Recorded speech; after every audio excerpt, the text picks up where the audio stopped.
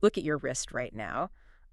If you are wearing a smartwatch or, like a fitness tracker, you probably assume it's just sort of quietly counting your steps. Right. Or maybe checking your heart rate every now and then. Yeah, exactly. Or just buzzing to let you know when a text comes in. It feels like this passive little companion. Yeah, totally. But the thing is, that little piece of consumer tech strapped to your arm is currently crossing a massive boundary. I mean, it is actively altering the landscape of global healthcare.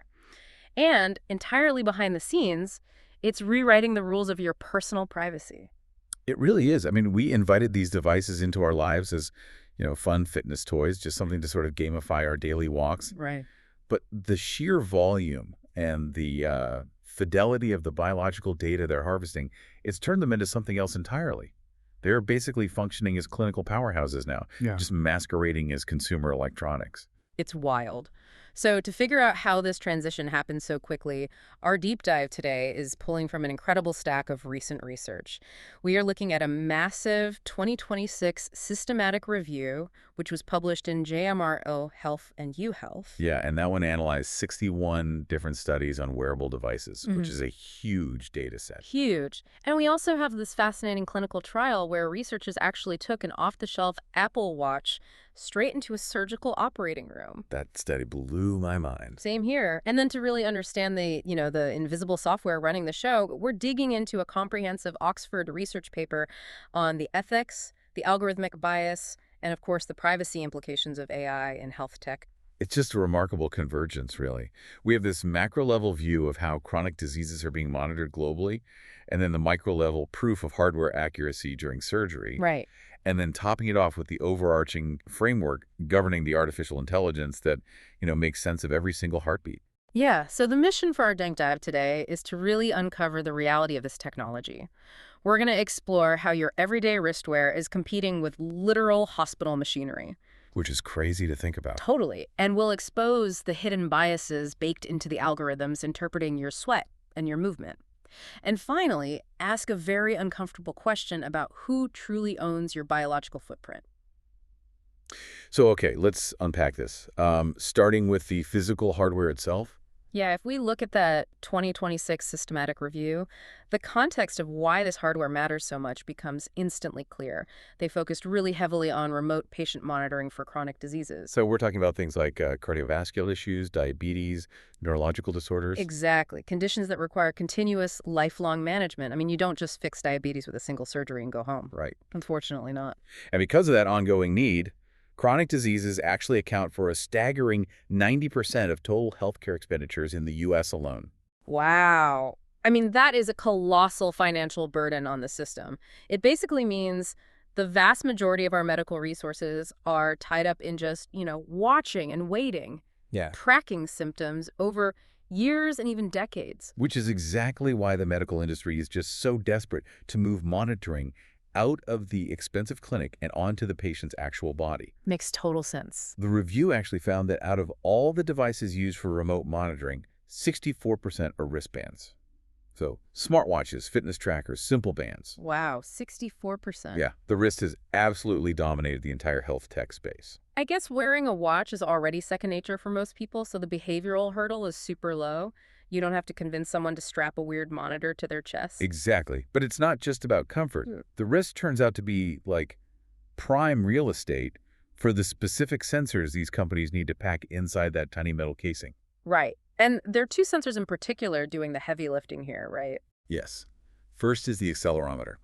Modern wearables use micro-electromechanical systems. Which sounds incredibly complicated. It does, but they're essentially just microscopic springs and weights that measure movement and gravitational pull across 3 dimensions. Okay, so they track exactly where your arm is in space and how fast it changes direction. Precisely. And the second major component is the photoplethysmographic sensor, commonly known as the PPG. The PPG, okay, so that's the little flashing green light you see on the underside of the watch when you take it off in the dark. Yes, that's the one.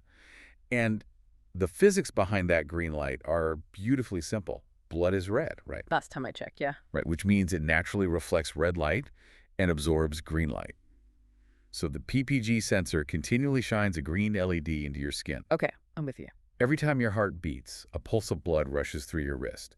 Because there's more blood present in that exact split second, more of the green light is absorbed by your tissues. Oh, wow. So between beats, when the blood volume drops slightly, less green light is absorbed and more bounces back to the watch. Exactly. There's a highly sensitive photodiode on the back of the watch that measures those rapid fluctuations in light reflection.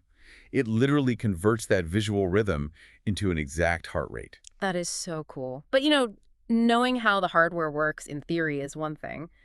How that holds up when a human life is on the line is entirely different. Oh, absolutely. And that brings us to the clinical study from our sources, which honestly completely changed my perspective on this tech. It's a game changer. Yeah. So researchers took a standard, literally off-the-shelf Series 3 Apple Watch and put it on 5 adult patients undergoing general anesthesia for plastic surgery. Which is wild. And the average age was around 66. And we have to remember, a surgical suite is the ultimate high-stakes, highly controlled environment. Definitely. And they didn't just check to see if the watch was generally in the right ballpark.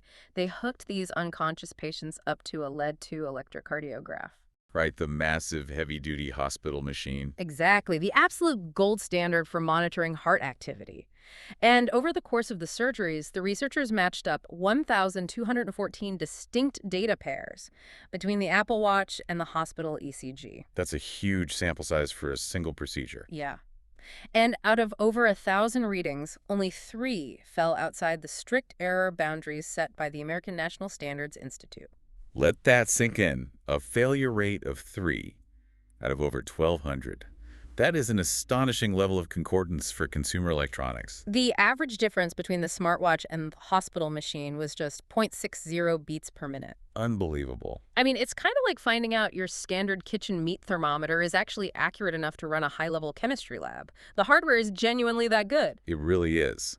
The sensors in these devices have evolved far beyond step counting. They're capturing clinical-grade physiological signals. But I have to push back here for a second. Yeah, sure. Because if my smartwatch is essentially hospital grade, right, and it tracks my heart rate with near perfect accuracy, why isn't my doctor prescribing me one right now? Like, why am I still taking time off work to sit in a clinic waiting room just to get my vitals checked? That is the big question. And the systematic review actually addresses this exact regulatory bottleneck. Okay, what did they find? Out of 74 wearable device instances they analyzed, a surprisingly small minority, like only about 38%, were actually dedicated regulatory-approved medical devices. 38% is pretty low. Right. Because getting clearance from the FDA in the US or securing a CE/MDR mark in Europe, it is a brutal, years-long process. Ah, so it's a red tape issue. Partially, yeah. Very few consumer devices have certified medical functions baked in. The reality the industry is facing is that possessing accurate hardware is only half the battle. Okay, meaning the physical sensor is just a microphone. Like it doesn't actually understand the song it's recording. That is a great way to look at it. The raw data coming from those PPG sensors and accelerometers is incredibly noisy. I can imagine. Yeah, to a human, it just looks like a chaotic, endless stream of time series data. Just numbers fluctuating violently every single millisecond. Sounds like a headache. The real magic, and honestly the real danger, lies in the software.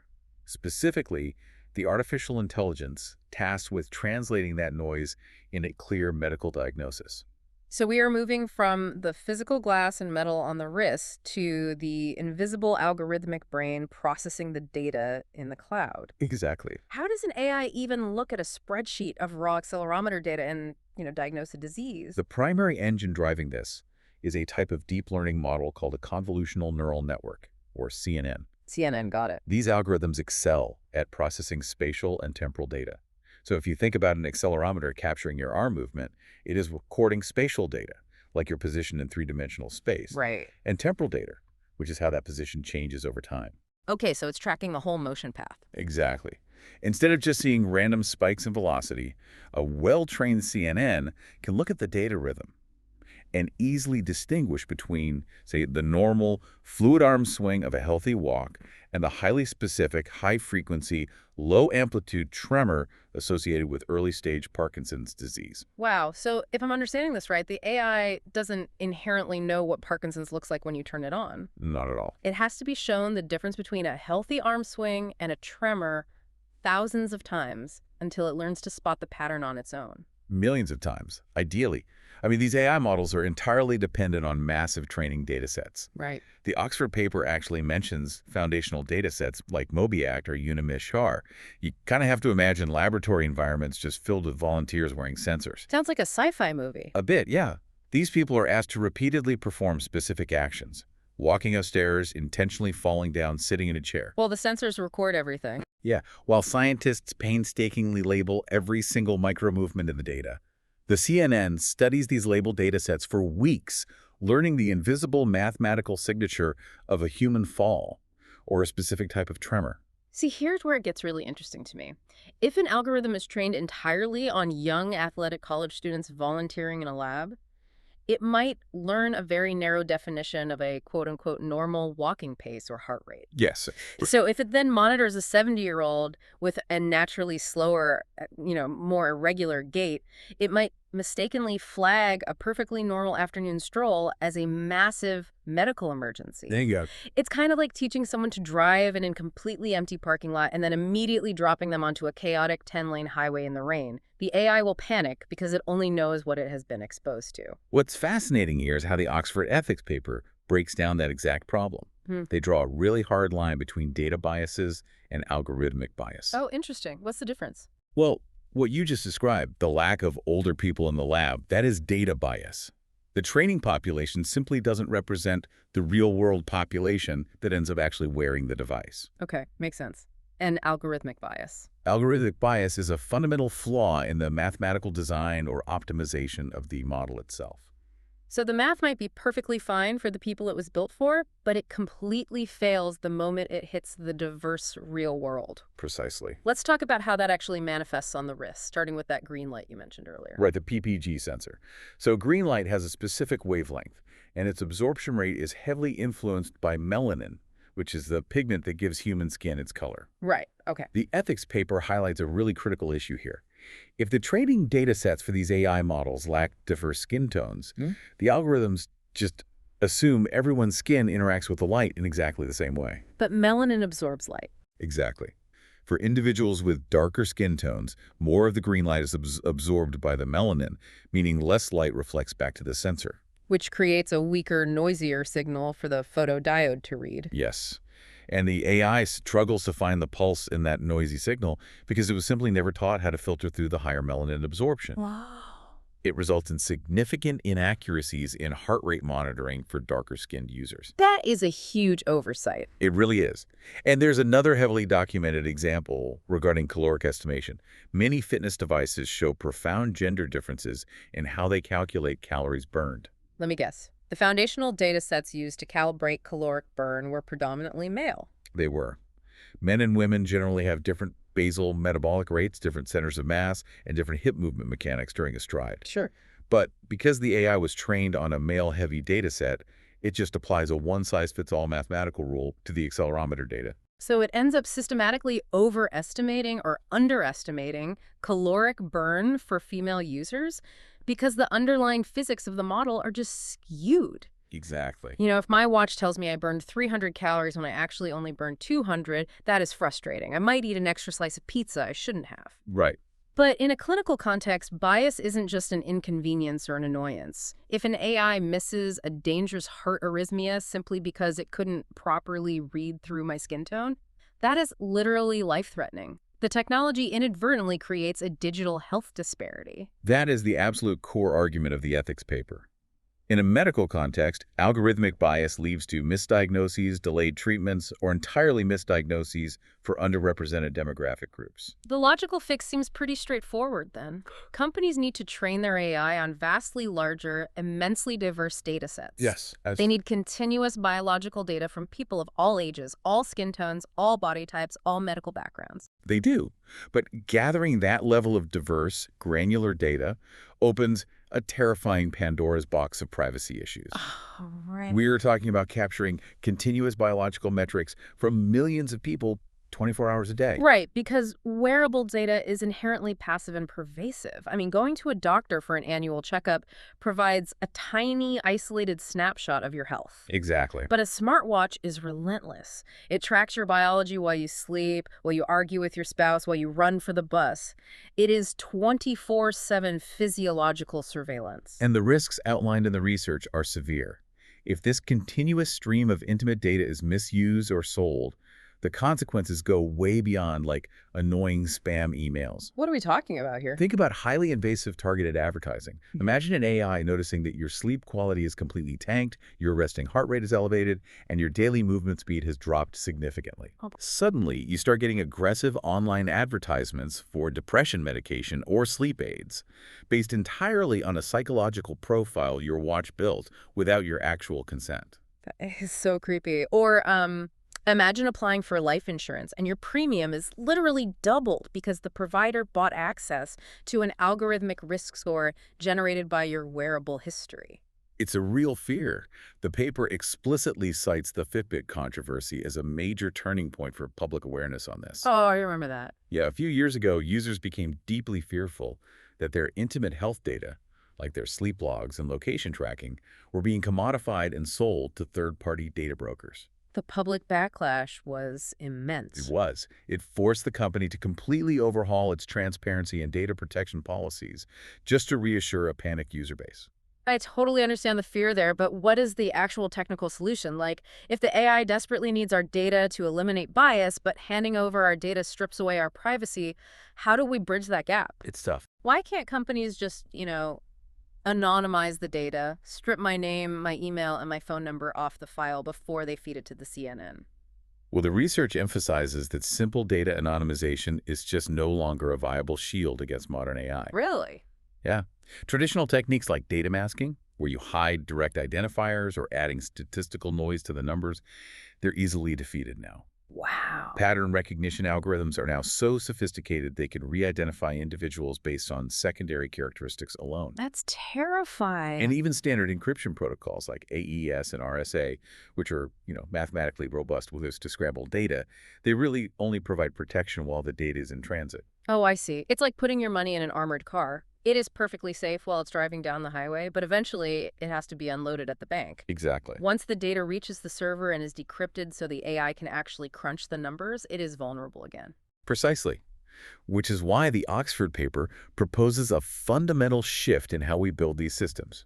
They advocate really heavily for something called explainable AI, or XAI. Explainable AI, okay. Yeah. Historically, deep learning models have operated as black boxes.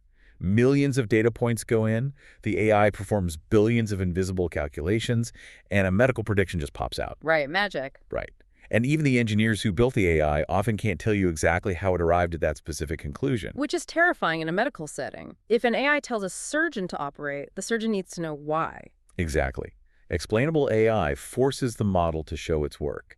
Doctors and patients must be able to understand the exact, step-by-step logic behind a prediction. Makes sense. The research highlights Google DeepMind's work on diabetic retinopathy as the real gold standard for XAI right now. What do they do? DeepMind trained an AI to detect eye disease from retinal scans. But rather than just spitting out a simple yes or no diagnosis, they engineered the algorithm to generate a visual heat map over the actual eye scan. Oh, that's brilliant. Yeah, it highlights the exact pixels, the specific microaneurysms or hemorrhages that led the AI to its conclusion. So the human doctor can physically see the machine's thought process. Exactly, which builds real trust and ensures the AI isn't just relying on some biased artifact in the data. Okay, that sounds great in theory, but let's be real about how we interact with technology. You and I both know that when we set up a new device, we just rapidly click accept on those 50-page terms and conditions without reading a single sentence. We all do it. We do. And the sources bring up sweeping privacy laws like the GDPR in Europe or the CCPA in California. Are these massive legal frameworks actually protecting us? Or are they just creating more bureaucratic red tape while the tech companies continue to operate black box algorithms behind closed doors anyway? If we connect this to the bigger picture, the goal of these regulations is not to create longer legal documents for you to ignore. Thank goodness. Yeah. The Oxford paper argues that transparency cannot simply be a passive legal disclaimer. It must be an active design principle embedded in the tech. The laws are attempting to mandate architectural transparency rather than just legal transparency. Meaning the privacy protection has to be baked into the code itself, not just buried in the user manual. Exactly. From the very moment the accelerometer records a movement, to how the data is cleaned on the server, to how the model is eventually deployed, the user must have granular, revocable control over their biological information. That's a huge shift. It is. By legally requiring developers to prove how their AI is thinking, by mandating explainable AI, regulators can prevent companies from quietly sneaking bias rules or privacy-invading assumptions into the algorithms. It literally holds the developers accountable for the logic of the machine. Okay, let's take a breath and look at the incredible ground we've covered today. It's a lot. It is. We started in a surgical suite, proving that the unassuming consumer smartwatch is actually capturing physiological data with the accuracy of hospital-grade machinery. And then we dove into the invisible software, the deep learning CNNs, and exposed how their reliance on massive data sets can harbor dangerous, even life-threatening biases based on skin tone or gender mechanics if they aren't trained properly. Right. And finally, we waded into the privacy paradox, realizing that fixing AI bias requires an ocean of intimate data, which forces a desperate need for explainable AI to protect our most personal biological metrics. It is a profound tightrope walk. I mean, we are balancing immense world-changing medical potential against severe risks to individual privacy and algorithmic fairness. So what does this all mean? Why does any of this matter to you listening right now? Because the piece of glass and metal currently sitting quietly on your wrist is not a toy. It is actively writing your digital health identity, minute by minute, heartbeat by heartbeat, cataloging the physics of your daily life. And the data it captures forms a physiological signature that is incredibly unique to you. Which brings us to a chilling, fascinating thought derived directly from the Oxford paper. The author notes that because AI pattern recognition is becoming so advanced, stripping your name off a file just doesn't guarantee privacy anymore. The machine can sometimes reverse engineer the data and identify you based purely on your physical habits. The physical rhythm of your life is just too distinct to hide. So, the next time you strap on your smartwatch, consider this. If artificial intelligence becomes powerful enough to reverse engineer anonymized data simply by recognizing the highly specific microfluctuations of your unique digital heartbeat, or the exact spatial rhythm of how you walk down the street. Wait, let me rephrase that. The rhythm of how you walk down the street, could your own physical movements become a password you can never change and never hide? Is true biological anonymity already a thing of the past? This raises such an important question about the future. Your physiological data may become a digital fingerprint you leave everywhere you go, completely outside of your control. Something to seriously think about the next time you check your wrist for a text message. Thank you for joining us on this deep dive. Keep asking questions, keep wondering how the invisible systems around you work, and we will catch you next time.